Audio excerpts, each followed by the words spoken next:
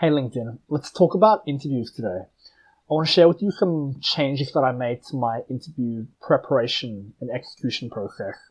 This is part 1 out of 2. I'll focus mainly on the mindset change today and how you can prepare for interviews meaningfully. Clerkship applicants in New South Wales have started getting their first round interview invites, so congratulations to those that got an invite. You're in a small minority and you've gotten past probably the most arbitrary part of the process. For those that didn't get an interview invite, don't stress out too much. You have several other opportunities to enter before you finish your degree even. So you have a second round of clerkships you can apply to in your final year. You've got graduate role that you can apply for. You can even apply for more general legal roles at some point and have a mid-career entry. Clerkships aren't the be-all end-all, don't stress out. You can enter the commercial law industry later and you have many opportunities to do so. For those that got an interview invite though, let's talk about the big mindset shift that I had. To become more comfortable with interviews, change the expectations that you have of yourself at the interview. Ask yourself, what is your goal at the interview? Many people would argue that it's to convey your experiences, skills, and personality in the best light possible, to present yourself most effectively. I counter with a change that I made, and I started viewing interviews entirely as an opportunity to ask and learn from interviewers. Why did I do that? Obviously, it makes sense at a broader level in the sense that your interviewer is always going to be someone with more experience than you. In the legal industry, you're usually being interviewed by partners at some stage, and they're very much the experts of the legal industry. They're people that get to charge thousands an hour to share their thoughts and opinions with clients, and you get them for about half an hour usually. And if you enter that half an hour with the expectation that you need to wow them with how competent you are, it's going to be a bit of a struggle. It sounds really hard, and I was super nervous when I had that mindset.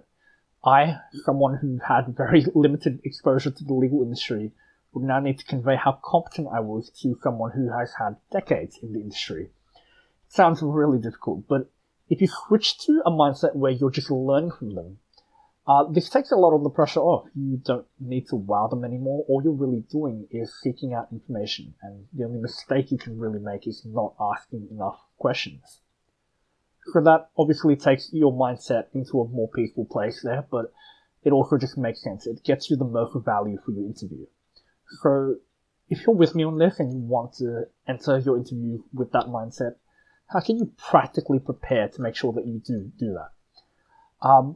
Easiest answer here is to prepare specific and genuine questions that you'd like to ask your interviewer. You'll know who they are in advance, so one tip that I recommend, which sounds a little counterintuitive until you think about it fully, is to just bring in an A4 piece of paper with pre-prepared questions. This means you do your research in advance, and no, they're not going to think that you're weird for not asking organic questions as they arise.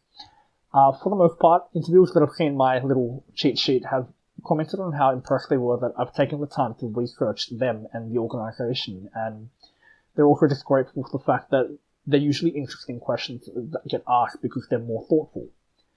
So how do you prepare thoughtful questions? Biggest tip here, like all other parts of the interview, you need to do your research and you need to be specific and tailor it to your interviewer. You know who they are in advance, so research them. Let's take it through a really quick spin of how you might do this. Start by just Googling them and the name of the firm they're at. This will give you their LinkedIn and maybe their firm profile if they're super old school and don't have a LinkedIn. From there, you want to basically highlight and find their topics of interest. Anything that they have a particular interest or expertise in. A good place to start is to see if they've got any articles, whether on LinkedIn or more generally. Someone that writes a long piece of writing about something that they're no longer being assessed at uni for is probably quite passionate about the topic that they've written about. So if you can ask them questions on this particular topic, it would be great. Alternately, you want to find if they're mentioned in the news as an expert in any particular area, or if they're a speaker at a conference. Once again, it shows that they're an expert in this particular area. It makes sense to ask people about things they are experts on because A, they have more to say about it, which makes them more comfortable, but B, you also get more value in terms of your questions. They're going to actually give you thoughtful responses because of their expertise. Now, if you can't do that, if they're really low-key, they don't have a LinkedIn, their firm profile just says their practice group, look up the general legal landscape within that practice group.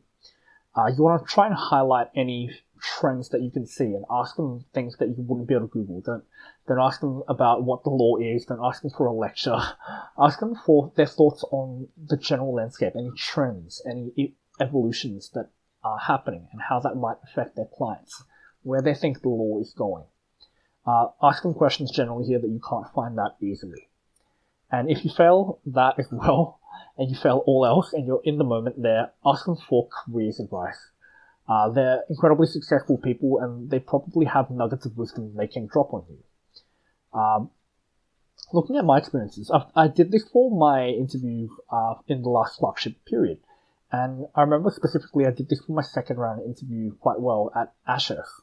The partner I interviewed with was Jenny Mansfield, an employment law partner, and I started by looking for articles. I found a couple that Jenny had co-authored about the new whistleblower protections. I looked further at the general landscape there and found some material about the blurring between public and private line for employment contracts. And for context, this was a really hot topic at the time because the Israel Folau matter was ongoing, and there was a recent decision about a public servant who had got dismissed named Banerjee. So really, we were seeing like the consequences of social media usage being brought up into the code of conduct of a particular job. Once again, private behavior brought into the public sphere.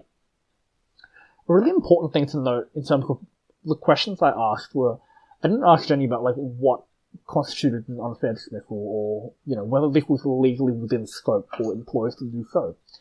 I focused more on the trends that were emerging. Were we seeing more kinds of cases like this? To what extent does social media blur the line between public and private? Our social media profiles are quite public, but they're considered private. Is this changing?